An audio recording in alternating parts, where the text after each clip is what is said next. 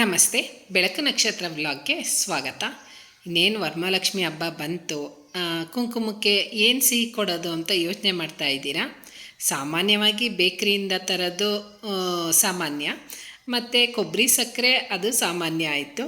ಈಗ ಕ್ವಿಕ್ಕಾಗಿ ಅರ್ಧ ಗಂಟೆಯಲ್ಲಿ ರೆಡಿಯಾಗುವಂತಹ ಸಿಹಿನ ನಾನು ನಿಮ್ಮ ಜೊತೆ ಶೇರ್ ಮಾಡ್ತಾ ಇದ್ದೀನಿ ಅಂತಲೇ ಅನ್ಬೋದು. ಇದಕ್ಕೆ ಬೇಕಾಗಿರೋದು ಸಾಮಗ್ರಿಗಳನ್ನು ಅಷ್ಟೇ ಕಡಿಮೆ.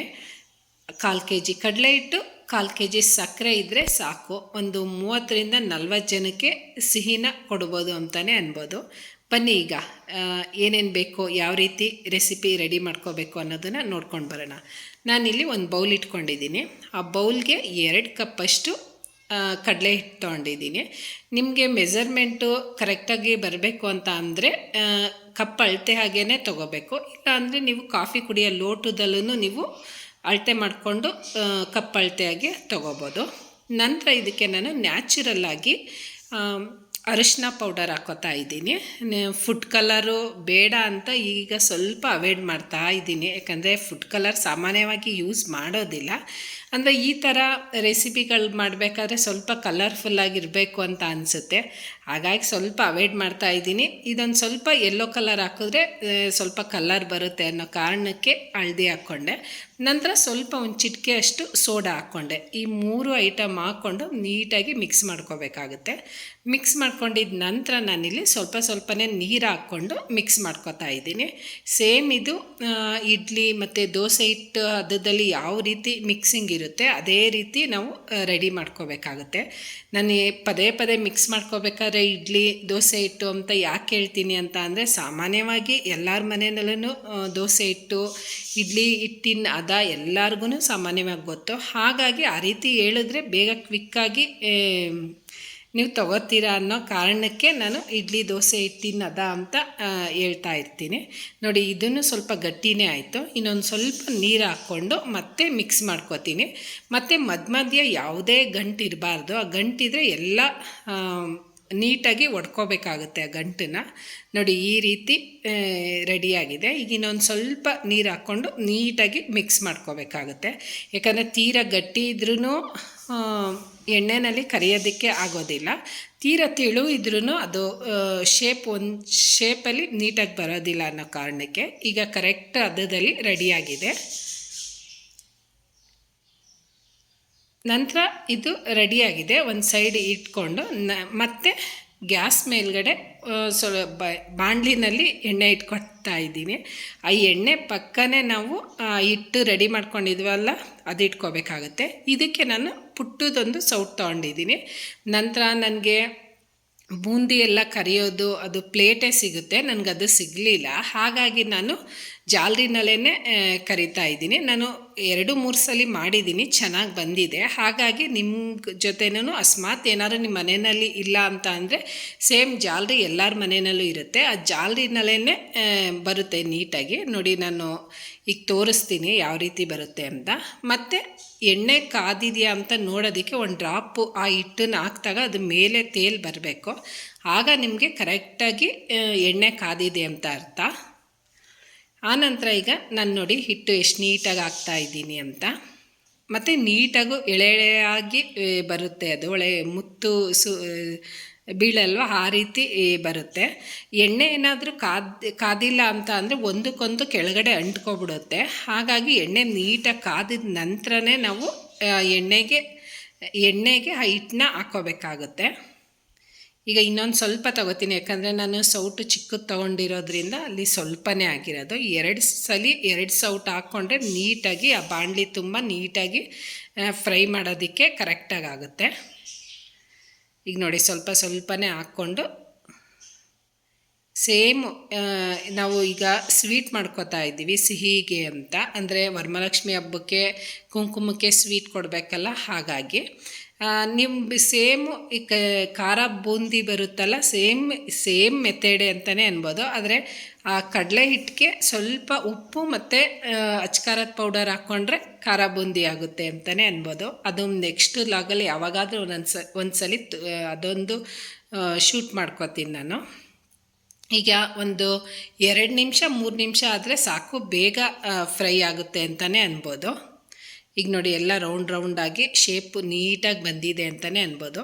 ಮತ್ತು ನಾನು ಇದನ್ನು ವರಮಹಾಲಕ್ಷ್ಮಿ ಹಬ್ಬಕ್ಕೆ ನೈವೇದ್ಯಕ್ಕೆ ಇಡ್ತಾ ಇಲ್ಲ, ಕುಂಕುಮ ಕೊಡೋದಕ್ಕೆ ಮಾತ್ರ ನಾನು 2 ದಿನ ಅನ್ನೋ ಹಾಗೆ ಮಾಡಿಟ್ಕೋತಾ ಇರೋದು.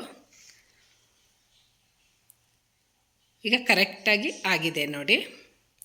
ಆ ಜಾಲರಿನಲ್ಲಿ ಈಗ ಅಂದರೆ ಹೀಗಂತ ಇದ್ದರೆ ಸೌಂಡ್ ಬರುತ್ತೆ, ಅದು ಕ್ರಿಸ್ಪಿ ಥರ. ಆ ರೀತಿ ನಾವು ಫ್ರೈ ಮಾಡ್ಕೋಬೇಕಾಗುತ್ತೆ. ಈಗ ಒಂದು ಪ್ಲೇಟ್ಗೆ ಒಂದು ಸ್ವಲ್ಪ ಟಿಶ್ಯೂ ಏನಾದರೂ ಹಾಕ್ಬಿಟ್ಟು ಅಥವಾ ಒಂದು ಕಾಟನ್ ಬಟ್ಟೆ ಏನಾದರೂ ಇದ್ರೂ ಹಾಕಿದ್ರೆ ಫುಲ್ ಎಣ್ಣೆ ಎಲ್ಲ ಹೀರ್ಕೊಳ್ಳುತ್ತೆ, ಯಾವುದೇ ಎಣ್ಣೆ ಅಂತ ಅನಿಸೋದಿಲ್ಲ. ಈಗ ಒಂದು ಪ್ಲೇಟ್ಗೆ ಹಾಕೋತಾ ಇದ್ದೀನಿ. ಮತ್ತು ಈ ಹೊಸ ಜಾಲರಿ ಅಂತೂ ತುಂಬಾ ಹೆಲ್ಪ್ ಆಯಿತು ಅಂತಲೇ ಅನ್ಬೋದು, ನೀಟಾಗಿ ಎಣ್ಣೆ ಸೋರುತ್ತೆ. ಇನ್ನೊಂದು ಈ ಥರ ಈಗ ನಾನು ಯೂಸ್ ಮಾಡ್ತಾ ಇದ್ದೀನಲ್ಲ, ಅದರಲ್ಲಿ ಹಾಕಿದ್ರೂ ನೀಟಾಗಿ ಎಣ್ಣೆ ಸೋರ್ತಾ ಇರಲಿಲ್ಲ. ಮತ್ತು ನಾವು ಪದೇ ನಾವು ಮತ್ತೆ ನಾವು ಎಣ್ಣೆನಲ್ಲಿ ಕರಿಬೇಕು ಅಂತ ಅಂದರೆ ಹಿಂಭಾಗದಲ್ಲಿ ನೀಟಾಗಿ ಕ್ಲೀನ್ ಮಾಡ್ಕೋಬೇಕಾಗುತ್ತೆ. ಏನಾದರೂ ಹಿಟ್ಟೇನಾದರೂ ಇದ್ದರೆ ಅದು ಎಳೆಯಾಗಿ ಅಂದರೆ ರೌಂಡ್ ಶೇಪಲ್ಲಿ ನೀಟಾಗಿ ಬರೋಲ್ಲ ಅನ್ನೋ ಕಾರಣಕ್ಕೆ ನಾವು ಯಾವ ಟೈಮಲ್ಲಿ ಪದೇ ಹಾಕ್ತೀವಿ ಆ ಹಿಂಭಾಗ ಸ್ವಲ್ಪ ಕ್ಲೀನ್ ಮಾಡಿಕೊಂಡು ನಾವು ಮತ್ತೆ ಸೌಟಲ್ಲಿ ಈ ರೀತಿ ಹಾಕೋತಾ ಬಂದರೆ ನೀಟಾಗಿ ಶೇಪಾಗಿ ಬರುತ್ತೆ ಅನ್ನೋ ಕಾರಣಕ್ಕೆ. ನನಗೆ ನೆಕ್ಸ್ಟ್ ಟೈಮ್ ಏನಾದರೂ ಪಾತ್ರೆ ಅಂಗಡಿನಲ್ಲಿ ಏನಾದರೂ ಸಿಕ್ಕಿದಾಗ ಅಂದರೆ ಇದರಲ್ಲೂ ಚೆನ್ನಾಗಿ ಬರುತ್ತೆ. ಬೂಂದಿಗಂತೂ ಮಸ್ತಾಗಿರುತ್ತೆ, ಖಾರ ಬೂಂದಿಗೆ, ಯಾಕಂದರೆ ದಪ್ಪವಾಗಿ ಬರುತ್ತೆ. ಸ್ವಲ್ಪ ಈ ಸ್ವೀಟ್ಗೆ ಸ್ವಲ್ಪ ಓಲು ಚಿಕ್ಕದಿರಬೇಕು ಅಂತ ಅನಿಸುತ್ತೆ. ಇನ್ನು ಬೆಟರು ಟೇಸ್ಟ್ ಎಲ್ಲ ಒಂದೇ ಥರ ಇರುತ್ತೆ, ಏನು ವ್ಯತ್ಯಾಸ ಇರೋದಿಲ್ಲ. ಈಗ ನೋಡಿ, ಇದು ಅಷ್ಟೇ 2-3 ನಿಮಿಷ ನೀಟಾಗಿ ಫ್ರೈ ಆಗಿದೆ. ಈಗ ಫುಲ್ಲು ಅಲ್ಲಿ ಎಷ್ಟಿದೆ ಹಿಟ್ಟು ಆ ಹಿಟ್ಟನ್ನೆಲ್ಲ ಅಂದರೆ ಫ್ರೈ ಮಾಡಿಕೊಂಡು ಒಂದು ಪ್ಲೇಟ್ಗೆ ಹಾಕೋತಾ ಬರ್ತೀನಿ. ಬೇಗ ಕ್ವಿಕ್ಕಾಗಿ ಆಗುತ್ತೆ. ಮತ್ತು ಬೇಕ್ರಿಯಿಂದ ತಂದು ಅಂದರೆ ಏನಾದರೂ ಸ್ವಲ್ಪ ಹೆವಿ ಕೆಲಸ ಇದ್ದರೆ ಓಕೆ, ಬೇಕ್ರಿಯಿಂದ ತಂದು ಅಥವಾ ಮಾಡ್ಕೋಬೋದು. ಅಕಸ್ಮಾತ್ ಫ್ರೀಯಾಗಿದ್ದು ಈ ರೀತಿ ಮಾಡಿಕೊಂಡ್ರೆ ಅಕಸ್ಮಾತ್ ತುಂಬ ಚೆನ್ನಾಗಿತ್ತು ಅಂತ ಅಂದಾಗ ಆ ಖುಷಿನೇ ಬೇರೆ. ಒಟ್ಟಿನಲ್ಲಿ ಅದ್ರ ಟೇಸ್ಟ್ ನೋಡಿದಾಗ ಅಂದರೆ ನಾವೇ ಮಾಡಿದ್ದು ಅನ್ನೋ ಒಂಥರ ಖುಷಿ ಬೇರೆ. ಈಗ ನೋಡಿ, ಸಂಪೂರ್ಣ ಎಲ್ಲ ನೀಟಾಗಿ ಫ್ರೈ ಮಾಡ್ಕೊಂಡಿದ್ದಾಗಿದೆ. ನಂತರ ಇದನ್ನು ಒಂದು ಸೈಡು ಪಕ್ಕದಲ್ಲಿ ಇಟ್ಕೊಂಡು ನೆಕ್ಸ್ಟು ಸ್ಟೆಪ್ಪು ಏನು ಮಾಡ್ತೀವಿ ಅನ್ನೋದನ್ನು ನೋಡ್ಕೊಂಡು ಬರೋಣ ಬನ್ನಿ. ತುಂಬಾ ಕ್ರಿಸ್ಪಿಯಾಗಿ ಬಂದಿದೆ ಅಂತಲೇ ಅನ್ಬೋದು. ಈಗ ನಾನು ಅದನ್ನು ಕೈನಲ್ಲಿ ಮಾಡ್ತಾನೆ ಗೊತ್ತಾಗ್ತಾ ಇದೆ ನಿಮಗೆ. ನಂತರ ಈಗ ನಾನು ಗ್ಯಾಸ್ ಆನ್ ಮಾಡಿಕೊಂಡು ಒಂದು ಪಾತ್ರೆ ಇಟ್ಕೊಂಡು ಅದಕ್ಕೆ ಸೇಮ್ ಯಾವ ಅಳತೆಯಲ್ಲಿ ನಾವು ಕಡಲೆ ಹಿಟ್ಟು ತೊಗೊಂಡಿದ್ವೋ ಅದೇ ಅಳತೆಯಲ್ಲಿ ಸೇಮ್ 2 ಕಪ್ಪಷ್ಟು ಸಕ್ಕರೆ ತೊಗೊಂಡಿದ್ದೀನಿ. ಯಾಕಂದರೆ ಆವಾಗ 2 ಕಪ್ಪಷ್ಟು ಕಡಲೆ ಹಿಟ್ಟು ತೊಗೊಂಡಿದ್ವಿ. ಈಗ ಸೇಮ್ 2 ಕಪ್ಪಷ್ಟು ಸಕ್ಕರೆ ಹಾಕ್ಕೊಳ್ಳೋದ್ರಿಂದ ನೀಟಾಗಿ ಒಂದೇ ಹದದಲ್ಲಿ ಇರುತ್ತೆ ಅನ್ನೋ ಕಾರಣಕ್ಕೆ.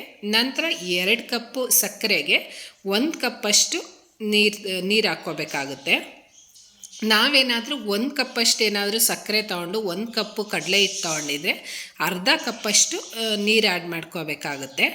ಈ ರೀತಿ ಮಾಡ್ಕೊಳ್ಳೋದ್ರಿಂದ ಕರೆಕ್ಟು ಅಳತೆಯಾಗಿ ನಿಮಗೆ ಯಾವುದೇ ಕನ್ಫ್ಯೂಸ್ ಆಗೋದಿಲ್ಲ, ನೀಟಾಗಿ ಬರುತ್ತೆ ಅನ್ನೋ ಕಾರಣಕ್ಕೆ.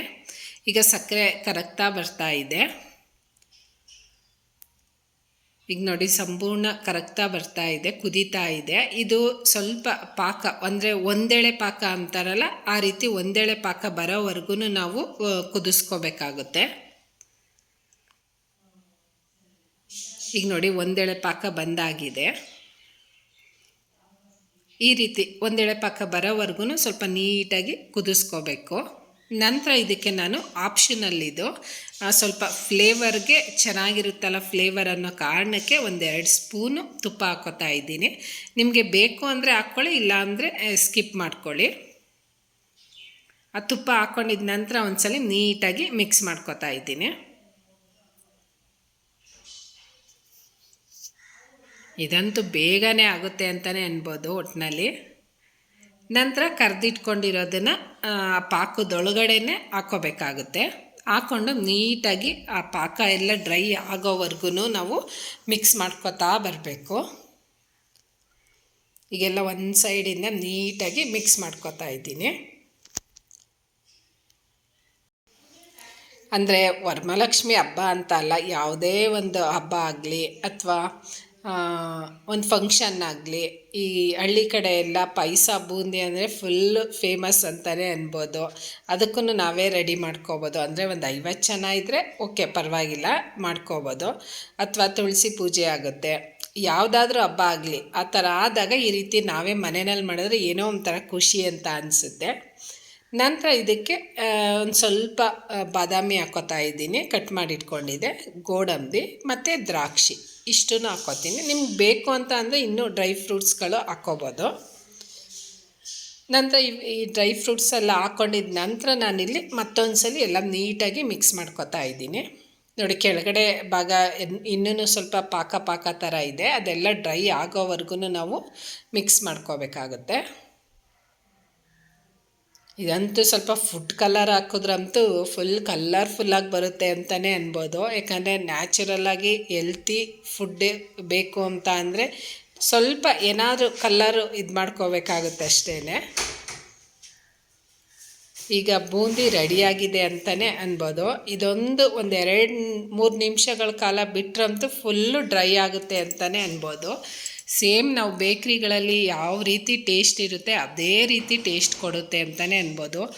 ನೀವೂ ಬೇಕಾದ್ರೆ ಟ್ರೈ ಮಾಡಿಬಿಟ್ಟು ನನಗೆ ವರಮಹಾಲಕ್ಷ್ಮಿ ಹಬ್ಬ ಆದಮೇಲೆ ಮೆಸೇಜ್ ಮಾಡಿ. ಯಾಕಂದರೆ ಈಗ ವರಮಹಾಲಕ್ಷ್ಮಿ ಹಬ್ಬದಲ್ಲಿ ಎಲ್ಲ ಬ್ಯುಸಿ ಇರ್ತೀರಾ ಅಂತ ಗೊತ್ತು. ಹಾಗಾಗಿ ಖಂಡಿತ ಟ್ರೈ ಮಾಡ್ತೀರಾ ಅಲ್ವಾ? ಟ್ರೈ ಮಾಡಿ. ಅಕಸ್ಮಾತ್ ನಿಮಗೆ ಫ್ರೆಂಡ್ ಆ್ಯಂಡ್ ಫ್ಯಾಮಿಲಿಗೆ ಶೇರ್ ಮಾಡೋ ಹಾಗಿದ್ರೆ ಶೇರ್ ಮಾಡಿ. ಈ ರೆಸಿಪಿ ಏನಾದರೂ ಇಷ್ಟ ಆಗಿದ್ದರೆ ಶೇರ್ ಮಾಡಿ. ಮತ್ತು ಯಾರಾದರೂ ನನ್ನ ಚಾನಲ್ಗೆ ಹೊಸಬ್ರಾಗಿದ್ದರೆ ಸಬ್ಸ್ಕ್ರೈಬ್ ಮಾಡಿಕೊಂಡು ವೀಡಿಯೋಸ್ನ ನೋಡಿ. ಸಬ್ಸ್ಕ್ರೈಬ್ ಆಗಿರೋರು ಸುಧಾ ವೀಡಿಯೋಸ್ನ ನೋಡಿ. ಮತ್ತು ನಿಮ್ಮ ಸಪೋರ್ಟ್ ಯಾವಾಗಲೂ ಹೀಗೆ ಇರಲಿ. ಟೇಸ್ಟ್ ಅಂತೂ ಮಸ್ತಾಗಿತ್ತು ಅಂತಲೇ ಅನ್ಬೋದು. ನೀವು ಟ್ರೈ ಮಾಡ್ತೀರಾ ಅಲ್ವಾ? ಖಂಡಿತ ಟ್ರೈ ಮಾಡಿ ಒಂದು ಕಮೆಂಟ್ ಮಾಡಿ. Thank you.